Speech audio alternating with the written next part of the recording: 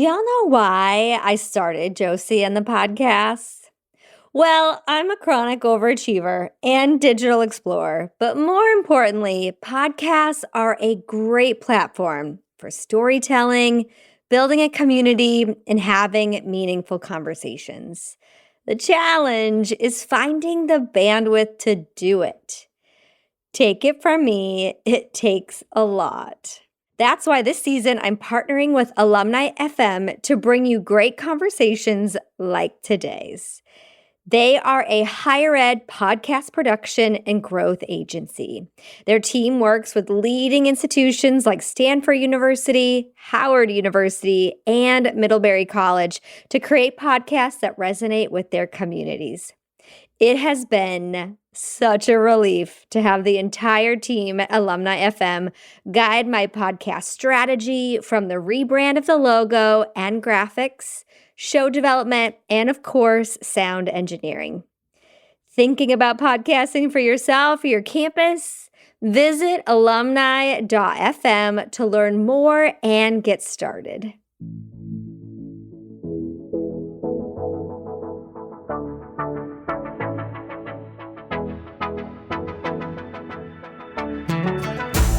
Hello and welcome to Josie and the podcast. I'm Josie and I am so happy to have you with me today.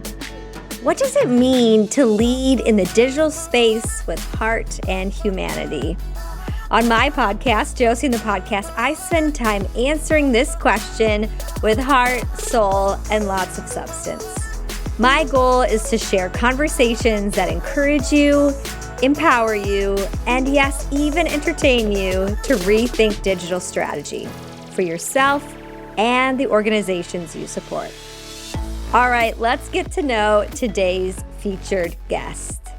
What do Dolly Parton, Phantom of the Opera, and the Ellen DeGeneres Show have in common? Well, Jenny Petty has worked with them all. That was her life before higher ed, and now she serves as the Chief Marketing and Communications Officer at the University of Montana.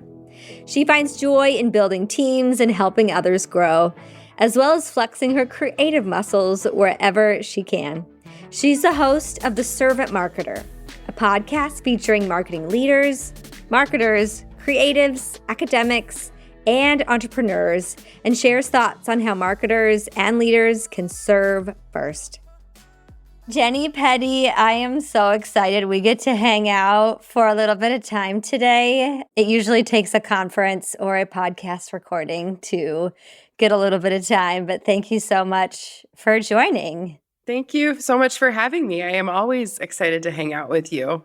So to get to know you a little bit, everyone just heard a bit of your bio and can find you in all the digital spaces. But I think it's so interesting just based on what people have in their bios to really get into some goodies, and yours definitely packs a punch.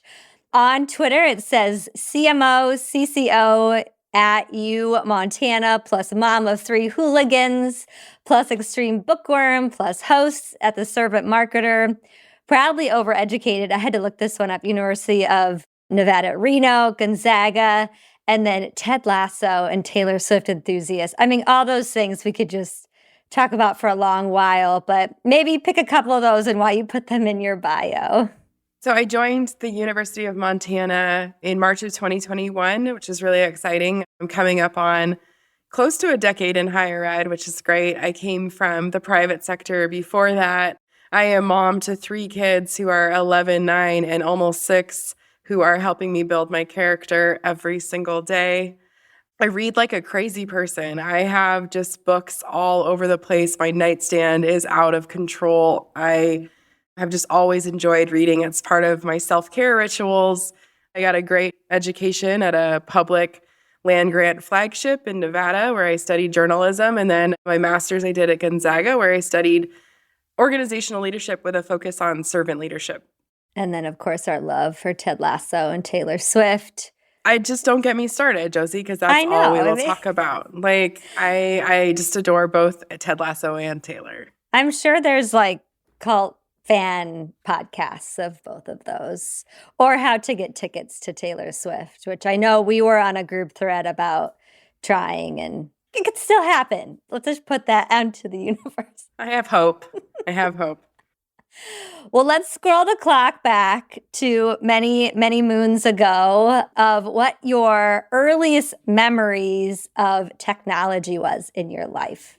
I love this question so much, and it got me thinking about my parents. My dad is an engineer, and my mom is an educator. She taught second grade for a really long time. And I remember, probably being in third grade and my dad bringing a computer home for the first time.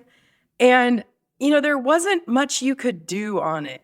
But I remember it being cool that we had this computer, and maybe my dad trying to introduce some sort of game. It wasn't Oregon Trail. That would have been way cooler. But I do remember my first exposure to technology really was gaming, really essentially was this entertainment piece of tech. Yeah, I remember that day we got a computer and my mind was just blown. I think I also pretended it could do more than what one could do today. I was one of those Oregon Trail kids for sure. And I mean, when I remember it, I'm like an elder millennial. And so, I remember tech being around, but we didn't have the internet until I was 16, 15, something like that, So I still can remember a time when we didn't have that connectivity, which I sometimes now look back on very fondly. But yeah, I do remember this kind of slow evolution of tech becoming more prevalent in our house.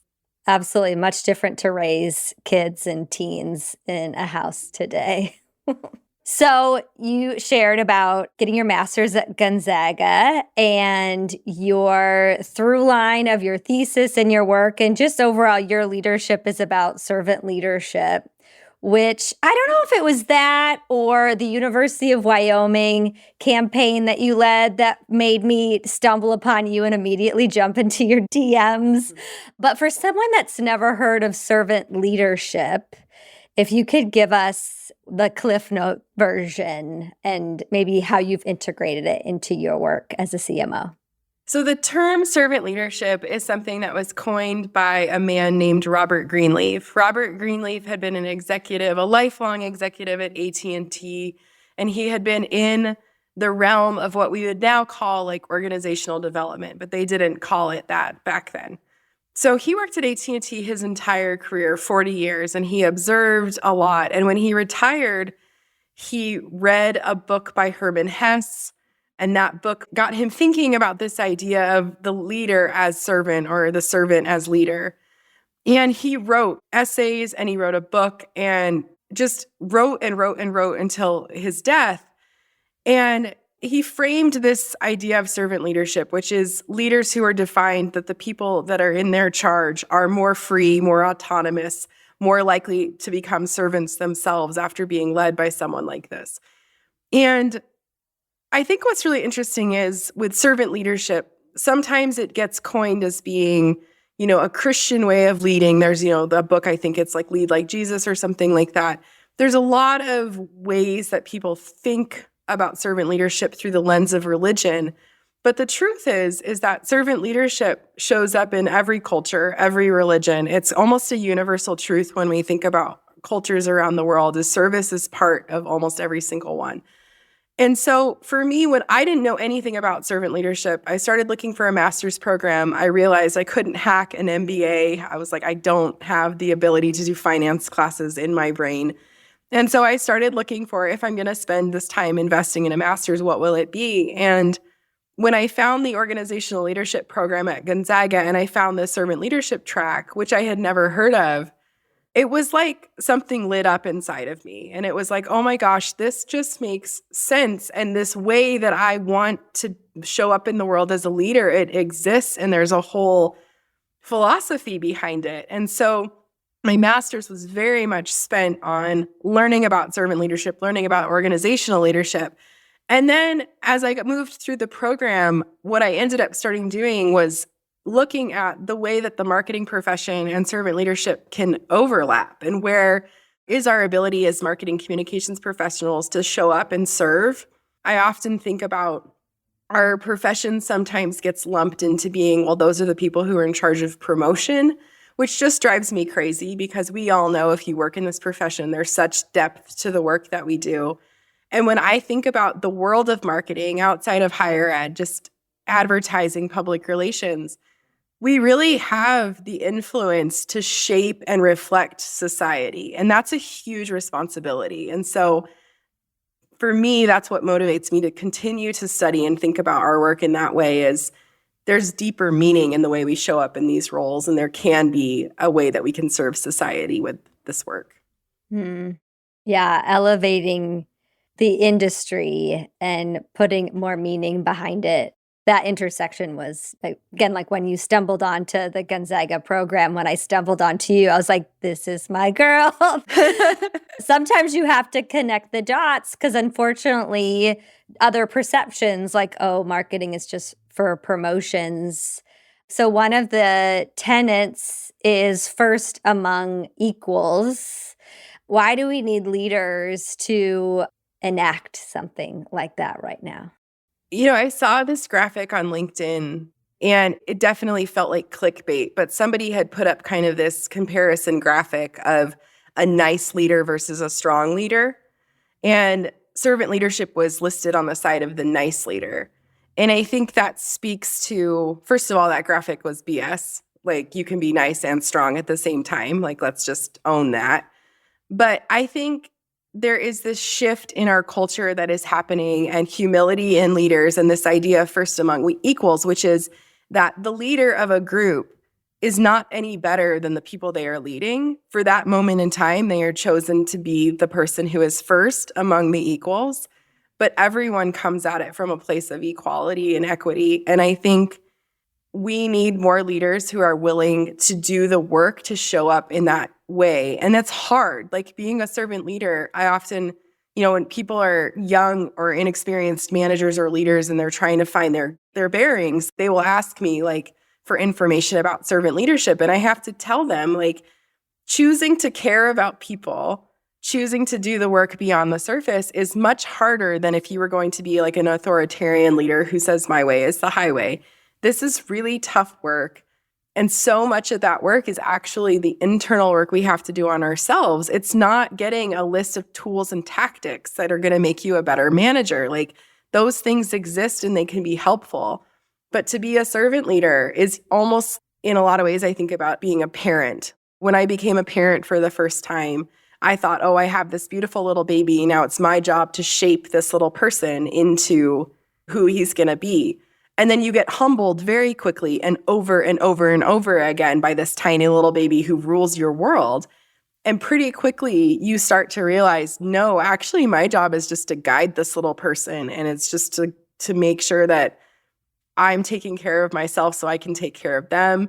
So I think about servant leadership in that way frequently. And I think we have a reckoning happening in the world right now. We're seeing it with the authoritarianism that's happened in a lot of countries, including ours. And we are seeing, I think, a calling for leaders who can lead and bring people together and genuinely care about others.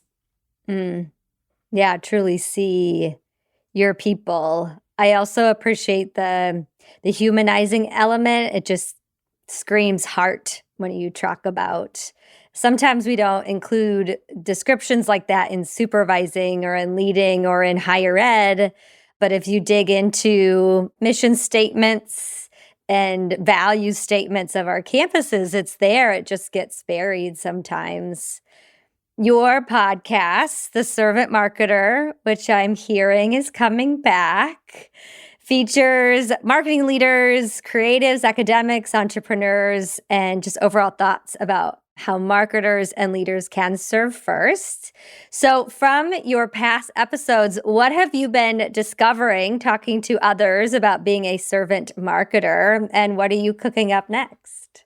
I learned so much. I made 23 episodes. That was my capstone project for my master's. That's what was the whole premise of starting the podcast was it was really for school, and it turned into such a blessing. And the 23 episodes, I learned so much, and it also left me with a thirst for how much more there is to learn around this topic. But, there were a couple of things that rose to the surface in that first series, which was, we have a tremendous responsibility as marketing communications professionals, and our creativity, we have to be radically responsible with it.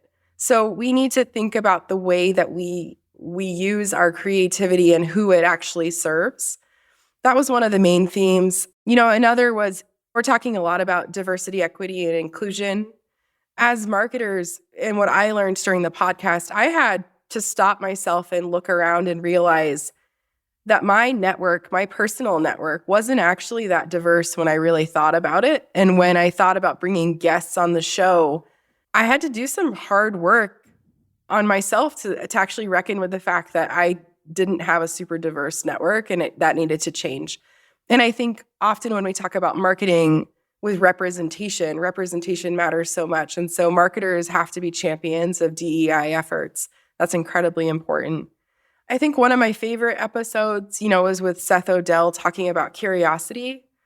And that kind of goes along the lines of the awareness of gaining deeper personal and self-awareness of the work and the way these environments impact us. And so the first season left me thinking that we have to get more curious about our own reaction to things. We have to slow down the space between stimulus and response. We have to be open to different ideas, and we have to question our emotions and our reactions to things. And so I think those were the three primary lessons that came out of that first season, but there's so much in there. And so what I'm doing with the second season, the special 10-part series, is going to be about the 10 characteristics of servant leadership. So after Robert Greenleaf died, some scholars went back and went through all of his writings, even some writings that they found that he had not published. And they took from those writings these 10 characteristics. And so every episode of this next series will be focused on one of those characteristics. So we'll get deeper into things like empathy, persuasion, listening, foresight, because there is still so much to learn and so much to think about when we talk about how servant leadership shows up in our field. Well, I was excited to see that. Very much is coming back. I know what it takes to produce a podcast, so it is quite the ordeal. But also how cool that you started one. It was like your master's thesis that you got to create something like that and on such a vehicle. And even your reflections back about discovery, some of it was obviously what you educated out, but you got educated in. I sometimes, like, a lot of my work is me search. It's not just research for a speaking engagement. Like, I'm discovering things about myself. And I think that's just also being centered in a leadership philosophy too, that it's just as much work on ourselves as others and being so open to that. So another way that we've got to work together this last year is having conversations about healing in higher ed. And this podcast this season, just like yours, it's going to have a through line of talking honestly about wellness and mental health, from our own to those that we support and serve, and maybe even our students. So how are you taking care of yourself right now? And how does that look like for your teams, especially with your role as a CMO? I think if there was any blessing that came out of COVID, it is this. I feel like we do have a new focus on self-care and awareness and mental health. And I think my view on it, to be honest with you, I've never been good at taking care of myself. I'm always really good about taking care of other people, but never taking care of myself. And, I took on this new job. It was really intense. And I realized that I completely neglected myself for almost a year. And so starting this last summer, I really got focused back on the basics. So I read Brad Stulberg's book, The Practice of Groundedness, earlier in the year. And that book really impacted me in thinking about self-care as a practice rather than, doing a health kick or doing a diet or something like that. And so that mindset shift has really helped me. And so just getting back to basics this summer of drinking enough water, like realizing that I was probably dehydrated for an entire year, which is bad. Don't do that. Drink enough water. So, drinking enough water, trying to get up and take walks throughout the day, transitioning more of my meetings to be walking meetings so we can get, staff out together and do that. Therapy. Like, I am a huge proponent of therapy. I think it's awesome. So that's something that I take care of. I'm not going to say I'm good at a meditation practice because I'm not, but I'm trying. I'm trying real hard. Therapy, therapy, therapy. That's going to be the Yeah. quote. Yes. Yeah. I second. Yeah, therapy's great. I'm not so good at meditation, but I'm trying. But yeah, getting back to like just thinking about this idea of being grounded in wellness rather than only doing it when you're suffering, which I think for me is definitely something like I have to feel real bad before I decide to take care of myself. Like that's not healthy. So if there's anything that came from COVID and taking on this big job in the middle of COVID, it definitely is that.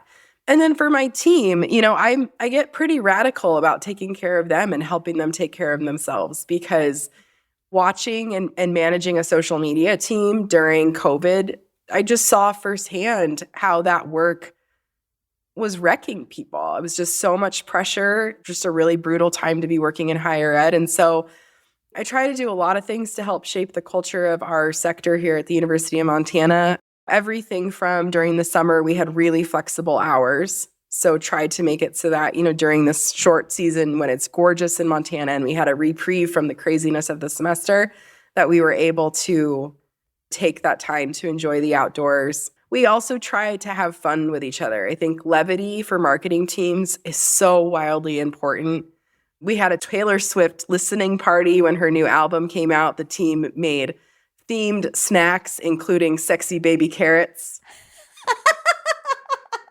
So we just try to have fun with each other because that's part of it. The work can be really heavy when you're dealing with crisis or issues management. Things can get really, really heavy, and you have the workload that's heavy as well. And so just trying to infuse modeling, making sure people know, hey, here's how I'm taking care of myself so you can see that I'm doing this in action, and then just trying to pave the way so that they can take care of themselves too.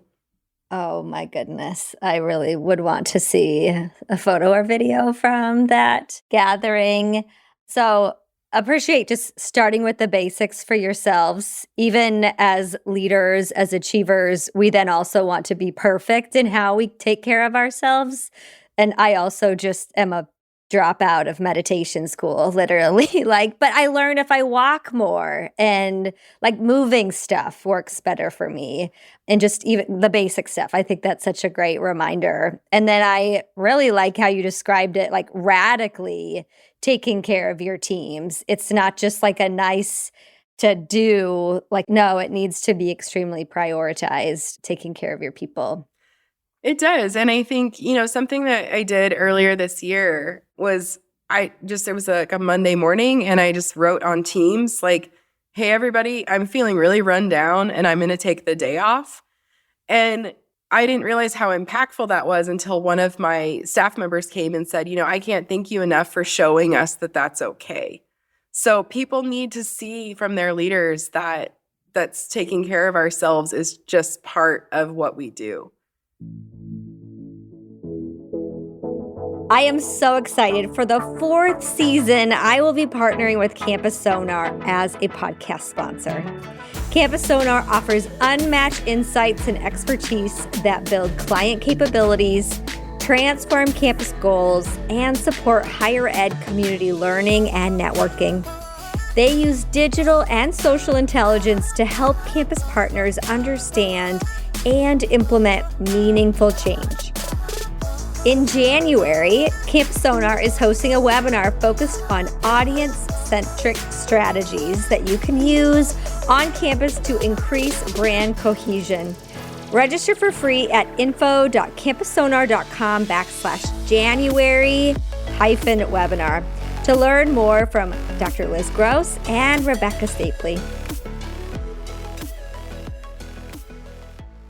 Well, so this summer, we got to work together as faculty for a conference, EDU Web, in Philly, and we led a track, Healing and Wellness. And that topic wouldn't necessarily be a common track or even session at a professional conference pre-pandemic. So why do you think that needs to change, and what could it look like knowing what you and I cooked up? I think I'm seeing it more and more show up in interesting ways at marketing conferences. American Marketing Association Higher Ed Symposium just happened, and There was a meditation mindfulness track that you could start your day with. Looking back at the last couple of years, and certainly we weren't working in hospitals, we weren't on the front lines of COVID in that way.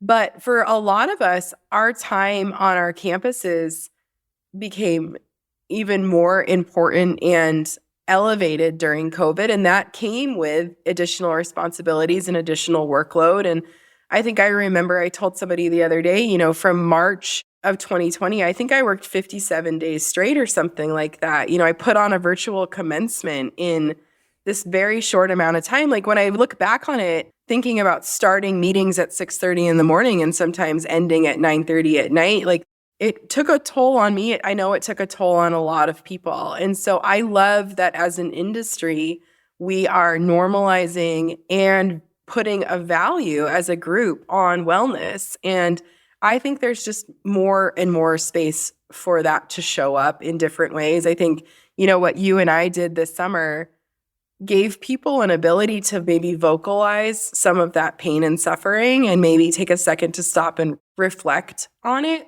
The session I did at AMA was really similar. I'm just shocked at how much people want to talk to one another right now about what the last couple of years have been like. Absolutely. And almost there was structure, but just being able to be around each other to process and giving them a prompt. And then they're just running with it to unpack realities and resources. And for our track, we were able to center servant leadership as one of those frameworks. And even a lot of people had never heard of that theory before, and it contextualized around marketing. So it really makes me excited to see intersections in places maybe we hadn't before, because that could be an element of healing too. At the AMA conference, which I was stalking through Twitter and didn't have any FOMO at all, I stumbled on your session, which was getting shared out a lot on Twitter, Healing Through Branding. The University of Montana just went through a pretty decent rebrand, pretty good looking rebrand. But we know those aren't just light switches and not just a color palette and logo, but it's an entire process. So if you could give us an insight, not just into what you shared in that session, but obviously the title of how healing shows up in branding and how it showed up in your process. Yeah, it was so honored to present with Kevin Tyler from Simpson Scarborough. We worked with Simpson Scarborough on this branding process. And what became pretty evident to me early on when I started at Montana was Montana had been through a lot of trauma, a lot of wounds that had been opened and never been able to heal because they just kept being wounded. Things like, an enrollment crisis that started in 2011. So by 2019, the freshman class at the University of Montana was 40% smaller than what it had been in 2011. You couple that with a pretty public sexual assault scandal that resulted in the book Missoula by John Krakauer. There had just been a lot of issues, including, financial pressures that had resulted in some decisions to cut back on staff. And so these areas like marketing, IT, things like that had been desecrated by the time I got, here in 2021. They had started to be built back up. But these traumas had just happened over and over and over again. And this place hadn't had a chance to heal from it. And so what had taken shape was this narrative that the best days for the University of Montana were behind it. And so I realized pretty quickly, we were going to do this branding work because it was so necessary for moving forward. But what I realized, especially during the discovery process of the branding, is that people needed people to bear witness to the pain that they had experienced working here. And what I found during the discovery process was that it was an incredibly moving experience to be part of that and to see people slowly open up to the idea of hope again. And what we saw through that whole process, we made the branding process far more transparent than I think, you might at another institution. But it was incredibly important that people understood the why behind we were doing this work, that it wasn't just going to be a new color palette or a new font or something like that. Like, this work was about telling the story and shaping the narrative of what this place is and what it could be. And we did this process incredibly quickly. We started in October. We launched the new branding in April. But the transformation that happened during that time was really, really meaningful. And you did see a shift in the way people felt about their jobs and about this place. And we hosted in April an event called Brand Camp, which was a day-long seminar / interactive event for campus to learn about the branding process. And I opened the day we took flower pots and we put flower pots on every single table. And then we had seed paper that you can plant that grows flowers. And we had people, I said, I want to start this day by having you all take a pause and reflect on what's the story you're telling yourself about this place that is it's holding us back.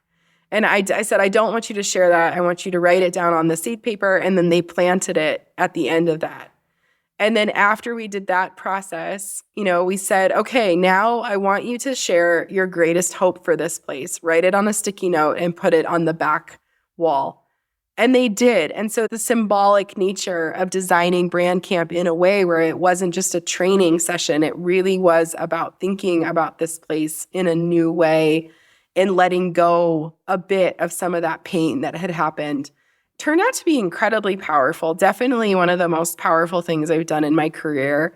And now to see, even internally, my team, we had to walk through creative tension together. We had to walk through creative tension with Simpson Scarborough. And I told the audience at AMA, creative tension feels exactly like a trauma response for a lot of people.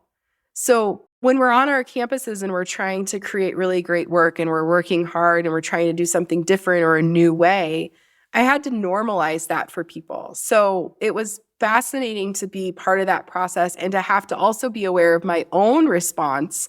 The first time I saw the concepts from Simpson Scarborough, I flat out told them the bold concept, which is the one we ended up going with in the long run. But the first time I saw it, I said to them, that might work in a couple years, but it'll never work right now.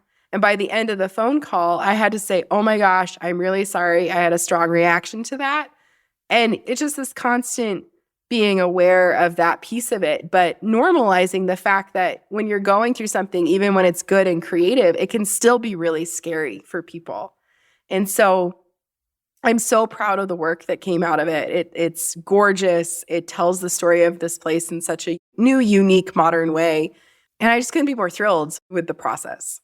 Well, it's really a holistic perspective and experiential, even as you think about unpacking the brand, revealing the results, and the humanity of it, that this is going to bring emotions and feelings. And I mean, I see this just when I look at a campus's social media, like my results are going to unpack other things other than what's on the screen that we're going to have to dig into as an organization and within leaders. So, well, kudos to you and your team for all of that work. And again, I would have loved to sat into that session. It sounded amazing.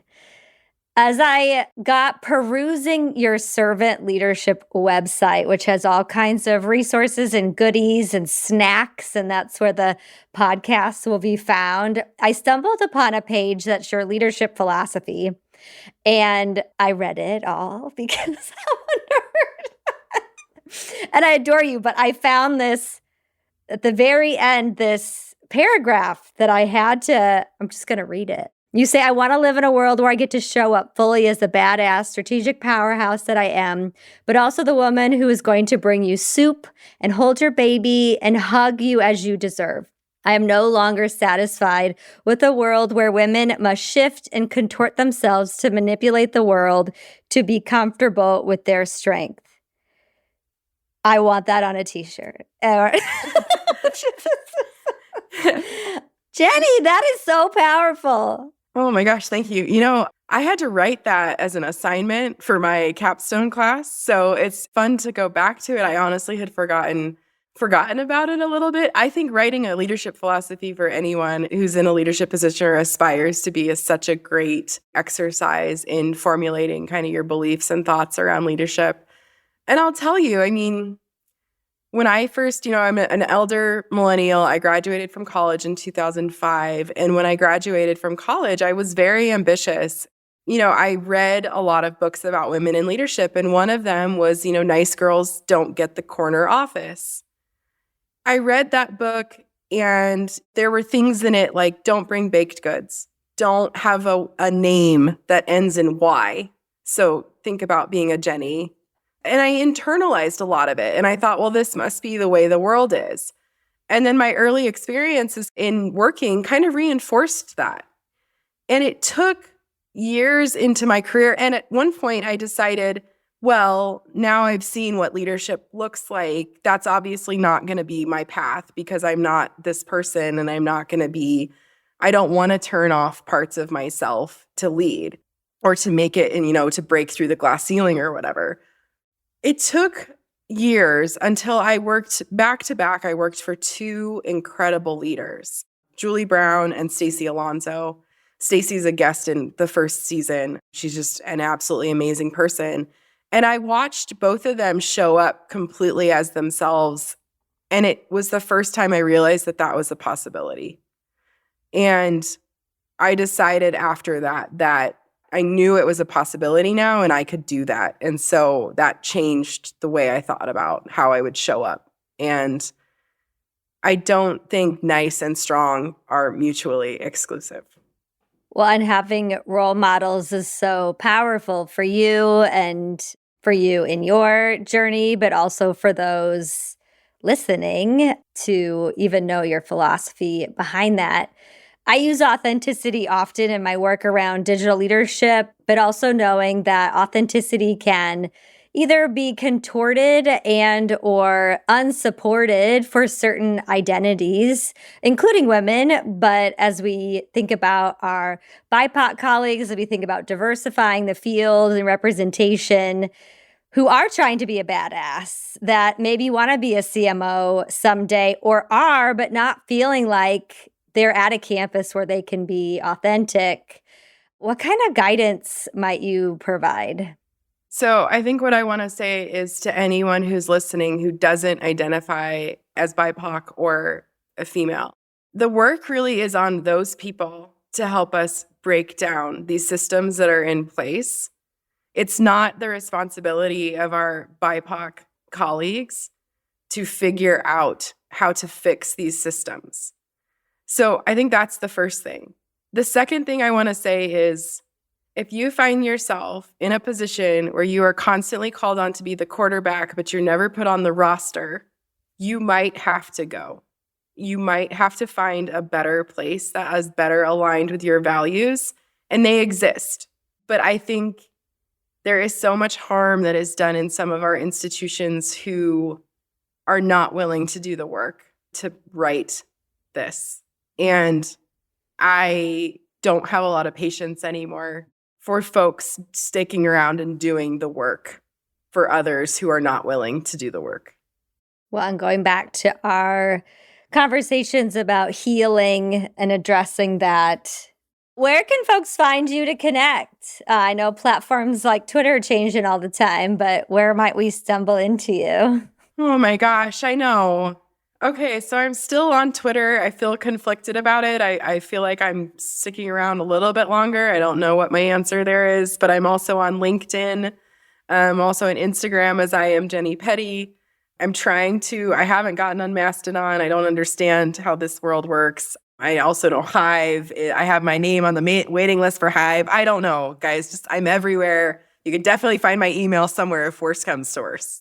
There you go. I know. Mastodon, I'm just like, I'm lost and confused, and I feel like that most days, so I don't need an I just see other people talking about Mastodon, and they're confused, and I'm like, I can't even enter this yet. I just don't know what to do. Not for me quite yet.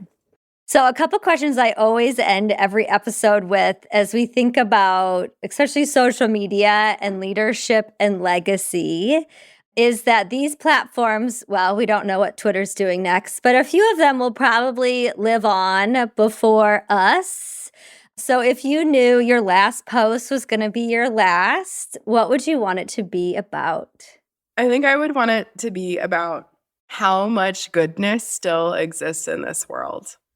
And even on our darkest days, I still know there is so much light. And I want us to focus on that. I love that. So for now, whether it's Mastodon or the tools that you're on or even email, how do you want your digital presence to impact the world? Since I am an elder millennial, which I've said 300 times during this episode, you're welcome, everyone. I have lived this world of social media since I was pretty young, not as young as our Gen Z counterparts, but, from the time I was in my early 20s. And I feel like I've gone that whole path of probably being an oversharer on the early days of Facebook to then doing frequent fasts from social media and getting more aware of how I use it.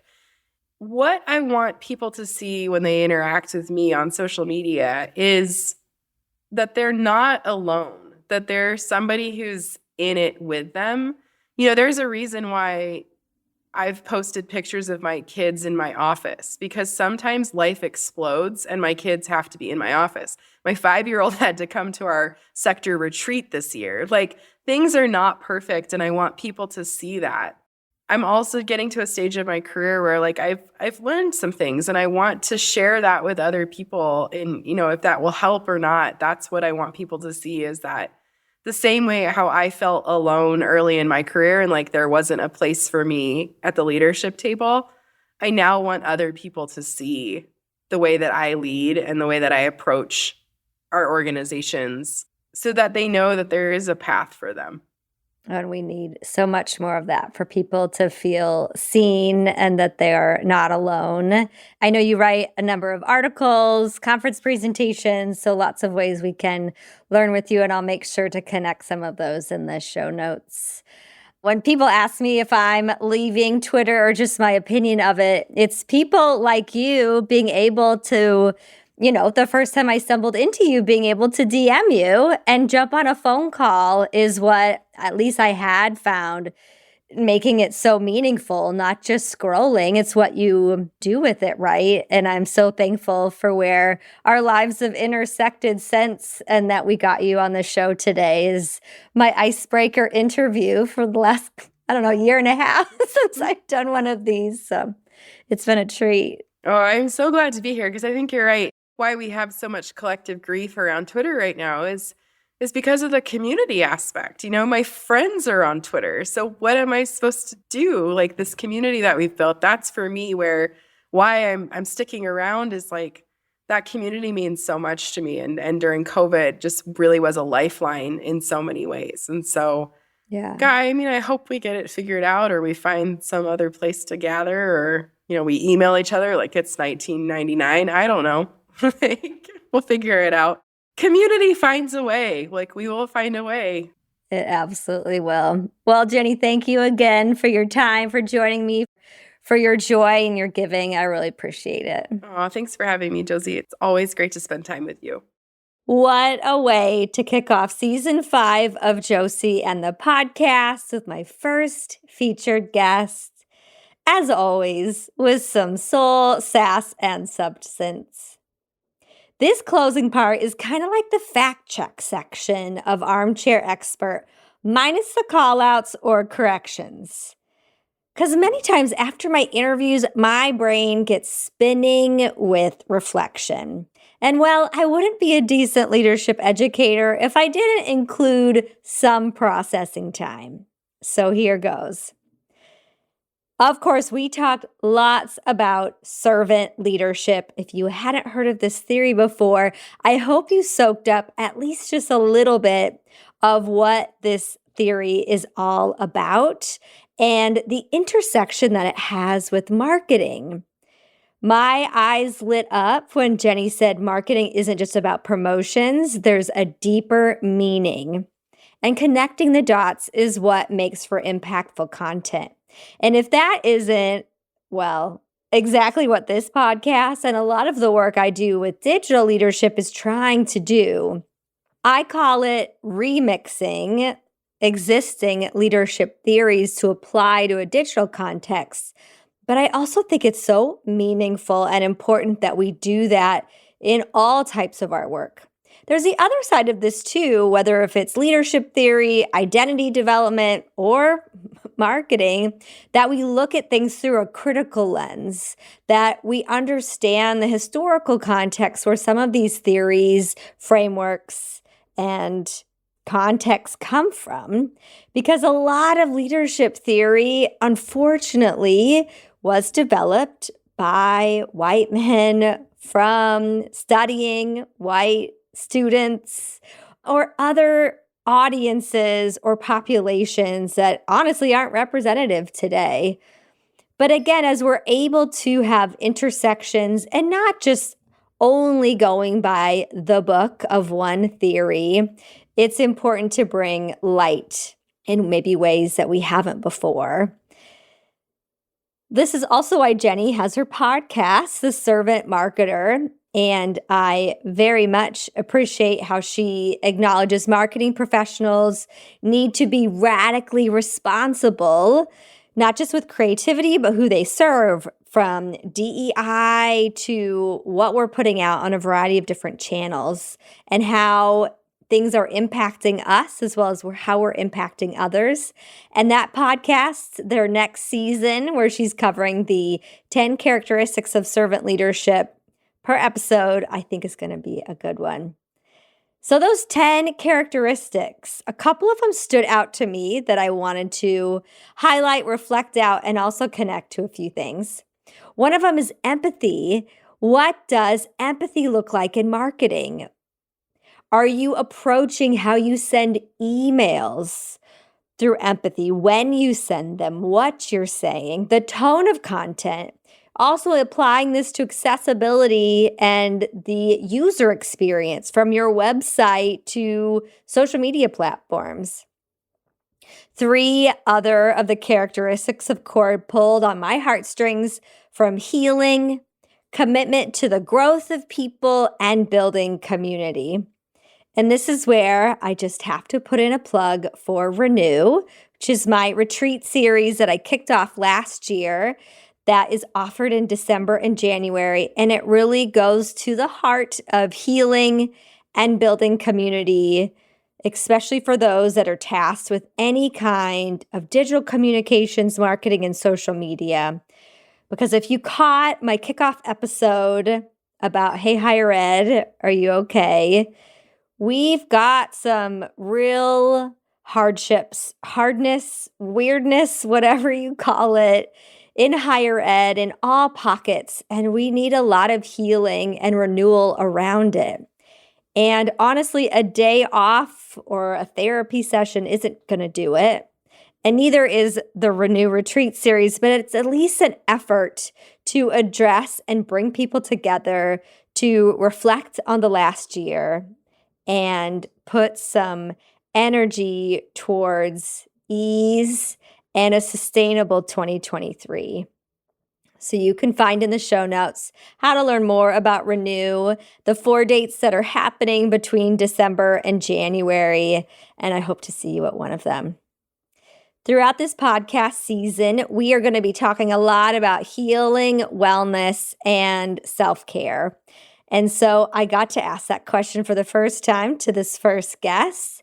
And she honestly admitted that sometimes she hasn't done a great job of this in a new job.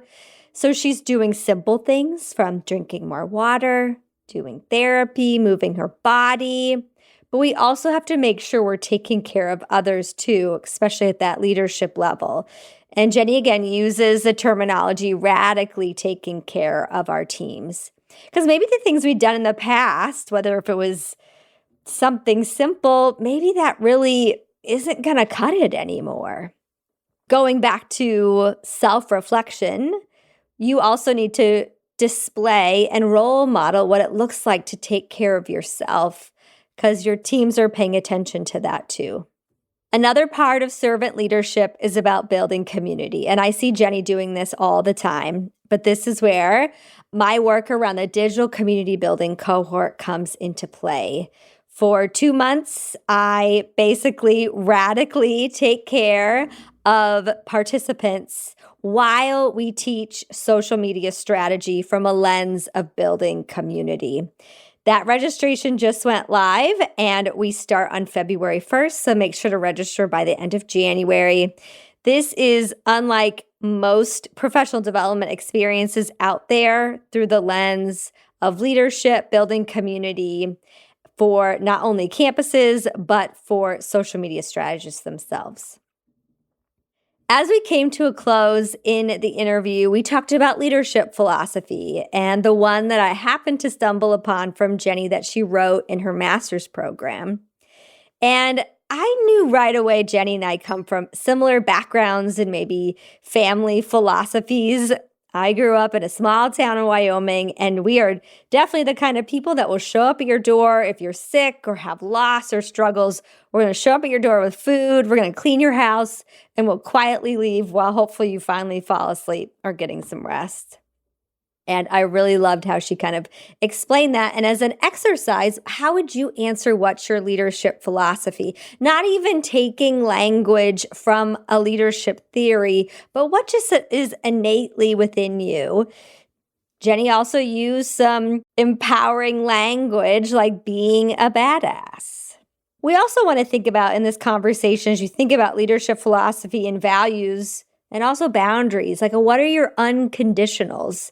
As we think about the challenges higher ed is facing and you personally, you have to think critically about your unconditionals or your conditionals. Jenny says, if you're always a quarterback but never on the raster, you may need to go. And she shares further, there's harm in staying behind when institutions aren't willing to do the work. I think we are seeing examples of institutions and leaders who are, and more clearly those that are not. So y'all have to let me know, does servant leadership connect to you? You gonna check it out? Does it call to you? I definitely think whether you're into this theory and philosophy or not, you have got to subscribe to Jenny's podcast when it comes back next year.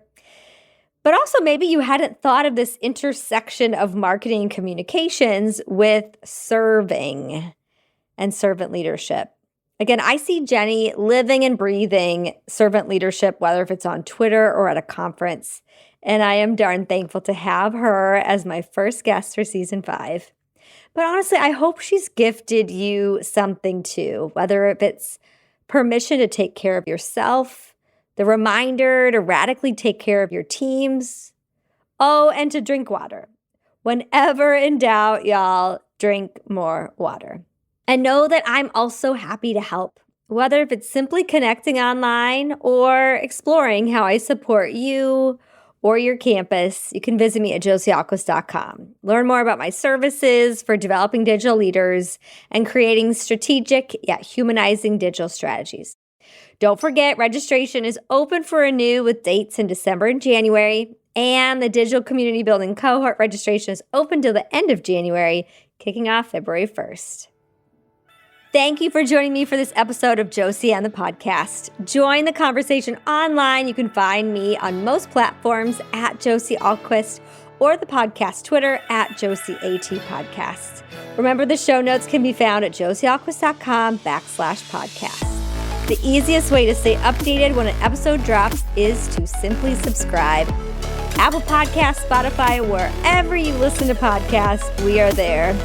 Your feedback is also so important to me and my team, so please consider a little review or passing on the episode to a colleague or sharing online. If you're interested in learning more about my speaking and consulting work on digital engagement and leadership or my book, Digital Leadership in Higher Education, check me out at josiealquist.com. Thank you again to our podcast sponsors, Campus Sonar and Alumni FM, who are the producers of this very show for season 5. Sending digital hugs, loves, and waves to whatever corner of the world you're listening in from. This has been Josie and the podcast.